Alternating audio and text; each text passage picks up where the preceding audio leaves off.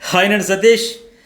ఎట్లా ఉన్నారు, ఏం చేస్తున్నారు? చాలా ట్విస్ట్లు అయితే మొత్తానికి ఇచ్చాడు కదా బిగ్ బాస్. పాత సీజన్ల కంటెస్టెంట్లని తీసుకొచ్చి గతంలో వాళ్ళు ఆడించితే సంచాలకులుగా ఉండి ఆడించితే గొడవలు అయ్యాయి, పంచాయతీలు అయ్యాయి, మీరు అన్ఫేర్ చేశారు అట్లా ఇట్లా అని. ఇప్పుడు చూసాం ప్రేరణ కూడా ఆ సీజన్లో వచ్చే వాళ్ళతో, సంచాలకుగా వచ్చే వాళ్ళతో గొడవ కూడా పడింది, మీరు ఎట్లా చేశారని. ఈసారి ఇంకెందుకులే వీళ్ళతోనే డైరెక్ట్గా రణరంగం అన్నాడు కనుక దించుతా ఉన్నాడు. అయితే మీరు ఒక విషయం గమనించారా, ఈ వీడియోలో ఎవరెవరిని తెస్తున్నాడు? యోధులు, గత సీజన్లో బెస్ట్ కెప్టెన్స్ అనిపించుకునే వాళ్ళందరినీ తీసుకొస్తాను, నా వాళ్ళు యోధులుగా వస్తారన్నాడు కదా. కానీ క్లియర్గా గమనిస్తే ఎవరెవరు వచ్చారు, నిన్న వచ్చిన వాళ్ళకి ఇవాళ వచ్చేవాళ్ళు, రేపు రాబోతున్నారు, అన్నింటి గురించి ఏ టాస్క్లు ఏంటని ఈ వీడియోలో ఫుల్ డీటెయిల్గా మాట్లాడుకుందాం. మరి వీడియో చూసే ముందు ఎప్పట్లాగా నాకు స్పెషల్ రిక్వెస్ట్ ఏంటంటే ఒక లైక్ కొట్టేసేయండి. మీరు ఎక్కువ లైక్స్ కొడితే ఎక్కువ మందికి రీచ్ అవుతుంది. అట్లాగే కామెంట్ కూడా పెట్టండి. నిన్న ప్రియాంక జైన్ టాస్క్ ఆడిన విధానంపై మీ ఒపీనియన్ ఏంటి? జస్ట్ నాకేమనిపించిందో ఎపిసోడ్ రివ్యూలో కూడా చెప్పా. ఎందుకో కొంచెం కావాలని కళ్యాణ్కి సపోర్ట్ చేసిందేమో, కోఆపరేట్ చేసిందేమో, కాస్త 3-4 దెబ్బర అవి పెట్టే దగ్గర నెంబర్స్ ఉన్నా సరే అంత కన్ఫ్యూజ్ అయిపోవాల్సింది లేదు. కావాలని సర్లే, ఇప్పుడు ఆవిడ వచ్చినా గెలిచినా ఓడినా వచ్చింది లేదు, పోయేది లేదు. బట్ అక్కడ అయినంటి కంటెంటర్గా ఛాన్స్ వస్తుంది కదా, ఆ ఉద్దేశంతో ఒక పాజిటివ్ నోట్లతో హెల్ప్ చేద్దామనే ఉద్దేశంతో చేసిందేమో. ఎందుకంటే చాలాసేపు 4-3 అటు ఇటు తడబడి నాకు అట్లా అనిపించింది. మీకు కూడా అట్లా కనిపిస్తే కామెంట్ అయితే చేయండి. అట్లాగే మరి భరణి విషయంలో కూడా గౌతమ్ టకటకటకు వచ్చాడు, ఆడేసాడు, వెళ్ళిపోయి భరణికి అంటే ఫుల్ ప్రెజర్ ఉంటుంది కనుక ఆయన వెనకబడతాడు, ఆటోమేటిక్గా ఒత్తిడి గురవుతాడు. ఎటు గౌతమ్ కృష్ణ అందులోకి లీడ్లోకి వెళ్ళిపోతుంటే మరింత ప్రెజర్ అయిపోద్ది. అయితే పోనీ కంటెండర్ కాకపోయినా ఓడిపోయినా సానుభూతి అయితే ఖచ్చితంగా వస్తుంది. ఇక్కడ బిగ్ బాస్ హౌస్లో ఏంటంటే ఒక టాస్క్ గెలిచే దానివల్ల వచ్చే సంతోషం కంటే ఆ టాస్క్ ఆడే విధానంలో ఓడిపోయిన దగ్గర బాధాకరం అనిపించింది అనుకోండి, ఆ సానుభూతి ఎక్కువ ప్రభావం చూపిస్తుంది. ఆ సానుభూతి అసలైన ఆయుధం.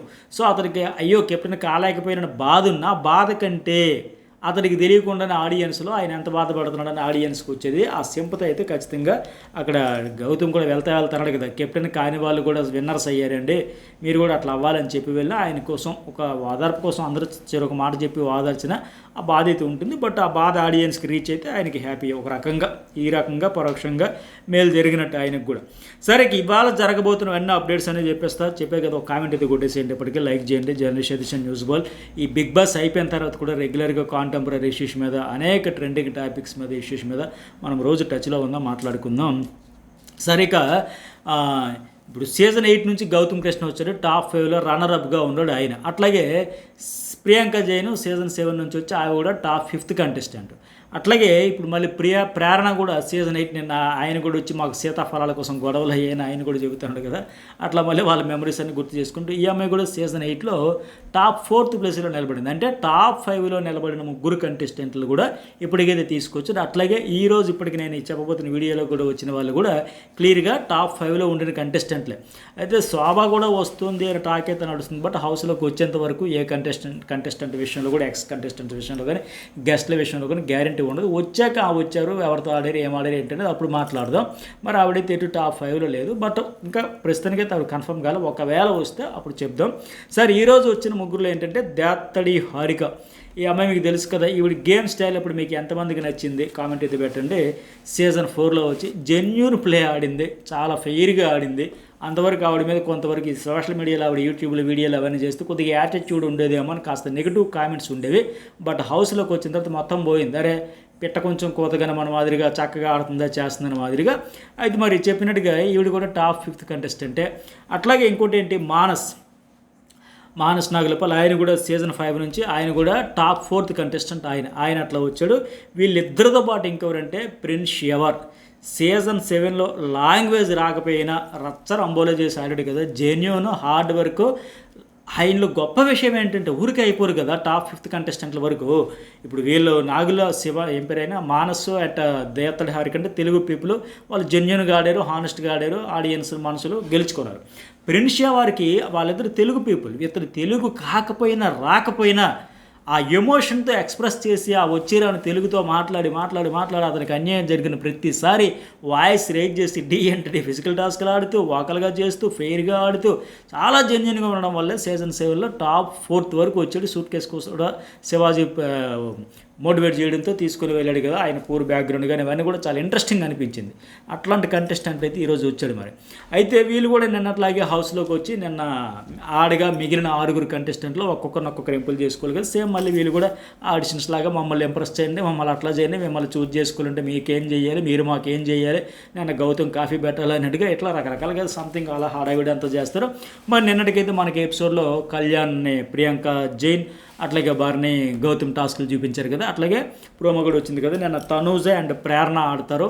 వాళ్ళు కూడా రిక్వెస్ట్లు చేసుకున్నారు. ఆ అమ్మాయి కూడా తనూజని చేసుకునే అనిపించింది ఒక దశలో. లైవ్లో చూసుకుంటే ఆ ఫోటోల దగ్గర ఒక 2 సార్లు నువ్వు కెప్టెన్ అయ్యా, 2 సార్లు నువ్వు కెప్టెన్ అయ్యావంటే 2 సార్లు నీకు ఇమ్యూనిటీ వచ్చిందా అనే పాయింట్ తెచ్చి పక్కన పెట్టేస్తే మళ్ళీ తనూజ అల్లాడిపోయి ఉండేది. బట్ ఆవిడకైతే బాగా రిక్వెస్ట్ చేసుకోవడం, ఆవిడకే ఛాన్స్ వచ్చింది.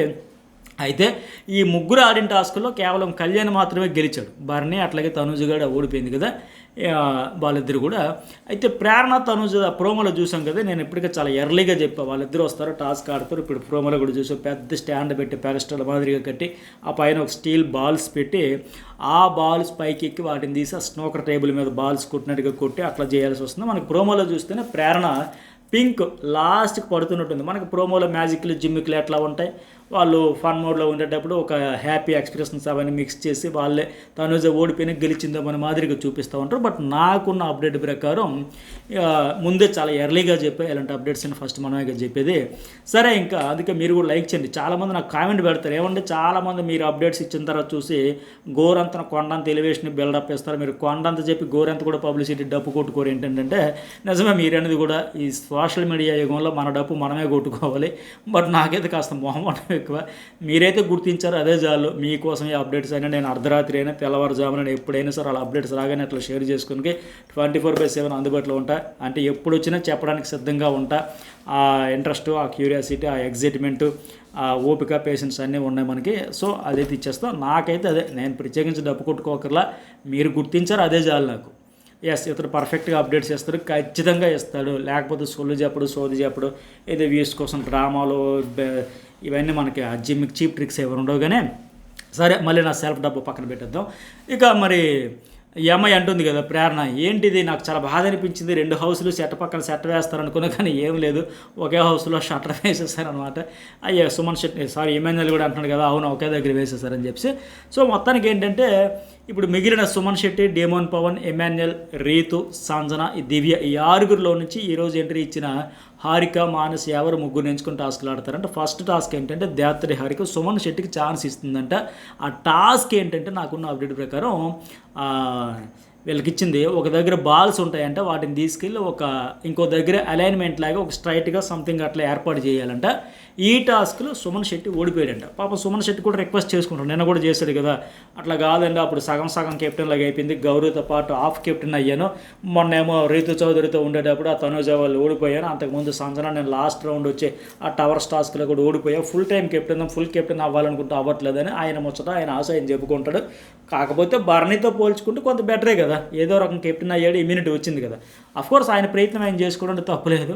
మరి హారిక కూడా ఇద్దరు ఒకటే హైట్లాగా ఉంటాం, సరిపోతామని కొద్దిగా ఆవిడే షార్ట్, ఇతడు షార్ట్ కదా, ఆ రకంగా ఏ రకంగా కొద్దిగా కాంపిటీషన్ బాగుంటుందనో, లేకపోతే ఆయన క్యూట్గా అడిగారని ఇంప్రెస్ అయ్యింది కానీ ఆయనకే ఛాన్స్ ఇచ్చిందంటే ఫైనల్ ఈ టాస్క్లో దేత్తడి హారిక గెలిచింది, సుమన్ శెట్టి అయితే ఓడిపోయాడు మనకున్న అప్డేట్ ప్రకారం.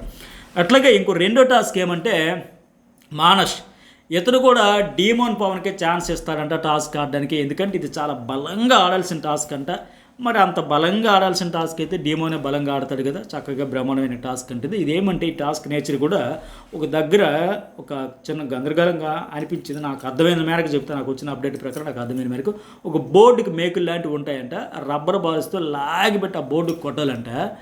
ఆ బాల్స్కు కన్నాలు పడి ఆ బోర్డుకు అంటుకుని ఉండేంత బలంగా విసిరి కొట్టాలంట.